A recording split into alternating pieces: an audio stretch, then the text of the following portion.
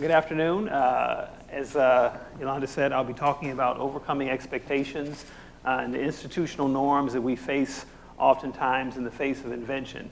I work for Intel Corporation. I'm a visual media architect, but I also lead several academic research activities with universities worldwide. So I want to start off with a couple of definitions about what we mean by institutional norms.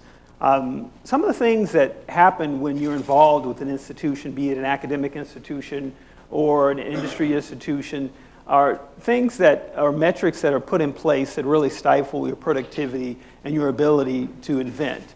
One of the first is the way we look at progress in terms of what happens as an institution.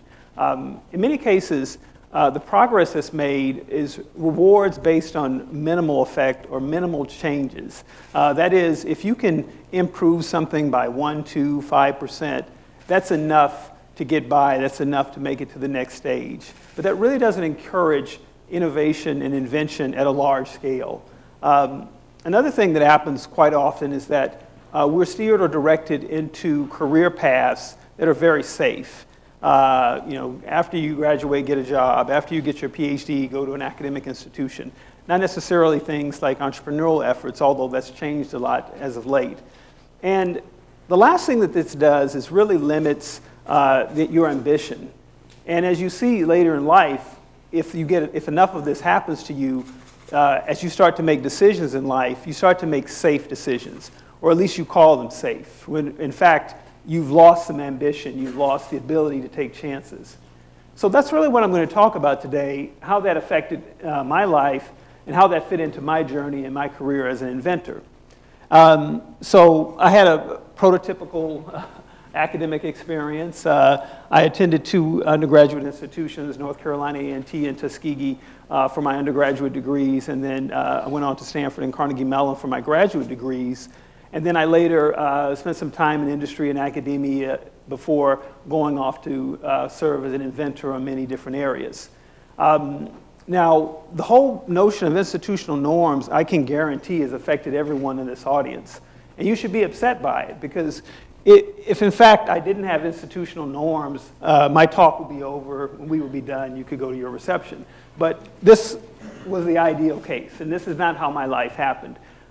In fact, one of the first things that happened in the education space was that I remember when I started to take courses as a graduate student, I would sign up for classes and I was all excited, and the whole idea was, well, you go to graduate school, you want to learn more, you want to explore more, you want to do more things. And I remember the first class I signed up for was a semiconductors class, and most, if not all of the students in the course had taken the equivalent course before. So literally, I'm looking at an audience like this, and here over, you had all taken the course or something similar, and I was over in this group of folks who had had some background, but not quite the same. So I'm looking, okay, well, let me find people to study with so I can go from being like you to more like you.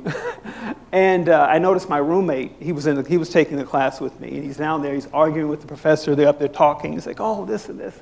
I said, okay, that's who I'll go to, we're roommates. So I talked to him later. I said, Junior, I noticed you were having some problems with the material. Maybe there's, something I can do to help you. And Junior looks at me and he said, no, I wasn't having a problem. I was explaining to the professor a different way to introduce this topic. You see, in my previous institution, when I taught this class, I did things entirely differently. And I said, well, Junior, why are you taking a class that not only have you had the class, you've taught the class. He said, well, I just want to get all my classes out of the way so I can fulfill my degree requirements. And I'm thinking, wow, you wasted a golden opportunity to learn something new just to fulfill a degree requirement. And other things would happen later in my academic career, things that related to selecting academic advisors, in terms of finding academic advisors that were interested in doing something radical and something new, as opposed to only incremental success that would, further their tenure career, further their tenure track. So I went through many different changes, and finally I did find some advisors to work with and pursue my degree. But I had some secret weapons behind me that I didn't even realize until I started to have some of these obstacles. The first was really my background as a scientist. So I was fortunate that my first institution was Tuskegee University, and one of the most the most well-known scientists from Tuskegee, George Washington Carver, really laid a foundation for innovation at that institution that we all would follow. And although he's an agricultural scientist, most known for peanut and soybean innovation, that really planted a seed in me, no pun intended, for innovation. But I wasn't there to study agriculture. I was there to study computer science, electrical engineering, and it just so happens in 1987, as a high school student, I visited the signal processing lab at Tuskegee, and there I am looking at one of the first 3D graphic systems, and I'm just completely blown away. So I said, that's it. I'm going to Tuskegee. I'm going to major in Tuskegee, major in engineering at Tuskegee. And I wasn't alone. There was a big group of us, and yes, loud colors and long hair was very popular then, but that's me on the right. And most of us did, in fact, attend Tuskegee. After that, the series of the mentor I showed in the previous slide, John Foster, I would go on to do some other internships at Bell Laboratories with people like Jim West, who invented the electret microphone, William Massey, queuing theory. So I felt coming out as an undergraduate that I was, locked and loaded to be an innovator and locked and loaded to be a very good scientist in invention as a graduate student and a professional. But I kept facing these norms, these institutional norms, because again, I wanted to do something big.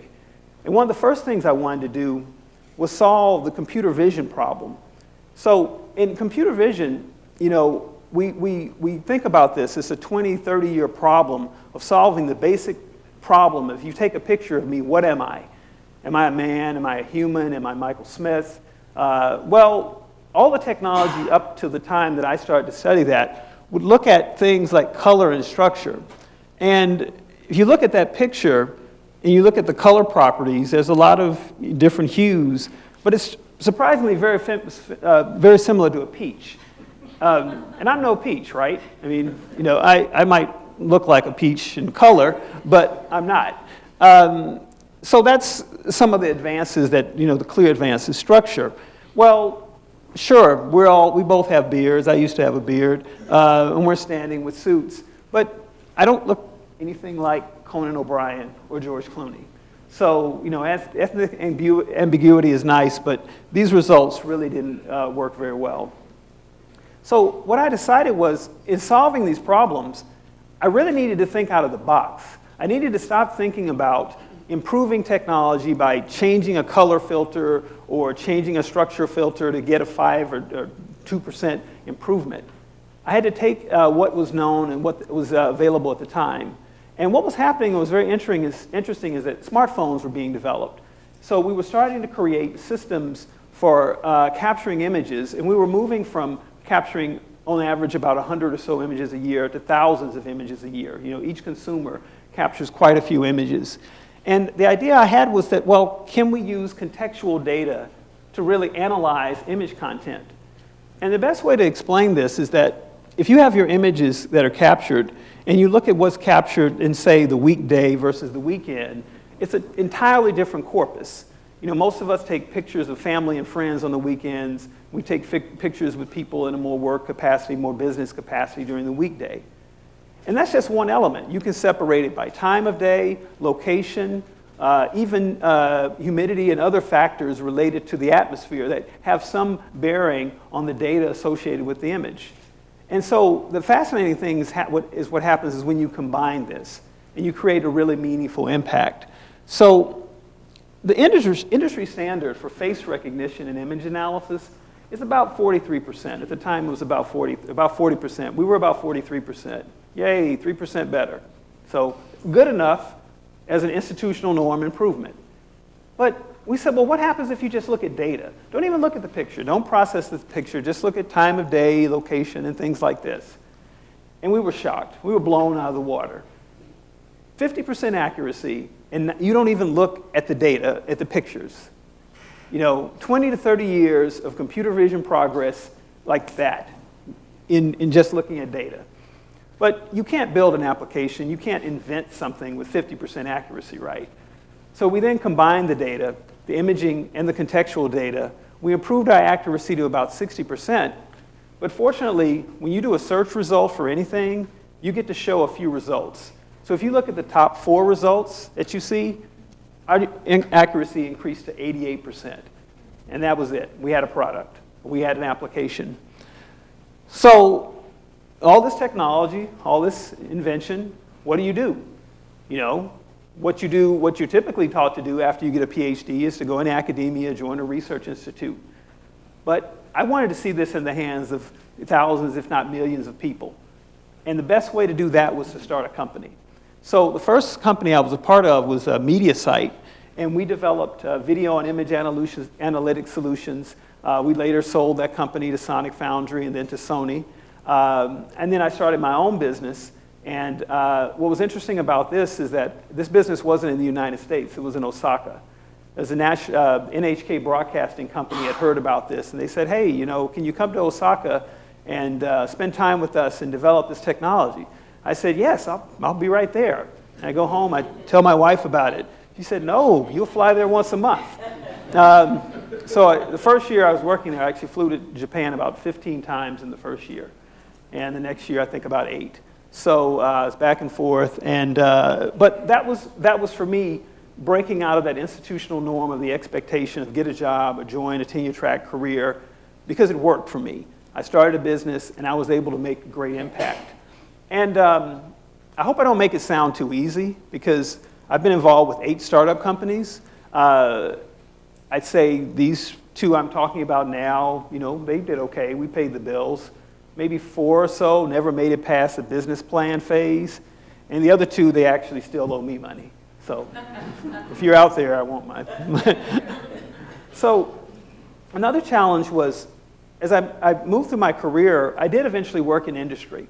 I worked for France Telecom Orange. That's the second largest mobile carrier in Europe and one of the largest R&D organizations in the world.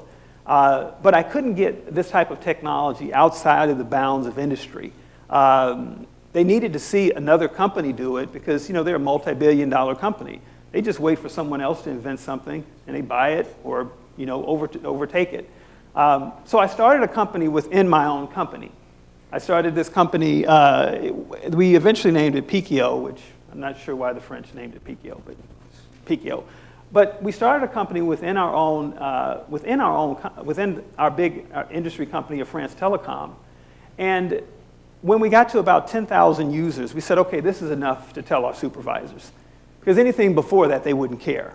So we actually incubated this company, started it, and for many years, it was a very popular service in France for photo sharing, similar to Flickr in the United States. So I felt that I had overcome some institutional norms in education, as well as my career path, and as well as innovation. Inventing things, using imaging technology, but really using data, using multimodal, interdisciplinary techniques to solve imaging problems. But I always had this burning desire to do something in academia. So I was bouncing back and forth between academia. I'd spend some time at the University of Texas. No, then I start a company. No, then I go to France Telecom. But I really wanted to be a part of creating a university and starting a university. And it just so happens that one of the students in a class I taught at UC Berkeley was from Trinidad and Tobago. So they invited me there, and I gave a talk, and they said, hey, you know, Michael, why don't you come here and help us start our own university, the University of Trinidad and Tobago? And I said, wow, that's great. I said, yeah, you could be our computer science chair, and we give you an appointment to establish your own new media lab. I said, that sounds fascinating, but no thanks. So what was the third institutional norm I talked about? Squashing ambition. So by that point in my life, I really felt that to take a chance like that was overwhelming. And it was something that was, even though it was something I wanted to do my entire life, I felt that I couldn't do it. And I remember feeling this pain in my head after I said no. And I just said, wow, why does this hurt so much? And I looked around, and it was my wife smacking me upside the head, saying, you know, what is wrong with you? This is something you wanted to do all your life. Why wouldn't you do it? I said, you know what, you're right. So I immediately called them back, and I said, you know what, I'll take the position. For those of you who know Carnival, it's the equivalent of Mardi Gras. We moved to Trinidad, Carnival Sunday. So because you can fly to Trinidad apparently on Carnival Sunday because everyone's flown there the day before. So we're looking around and say, okay, think this might work. But we actually did quite a bit of science. So we started the Information Communications Technology program. Within 2 years, we graduated our first master's class.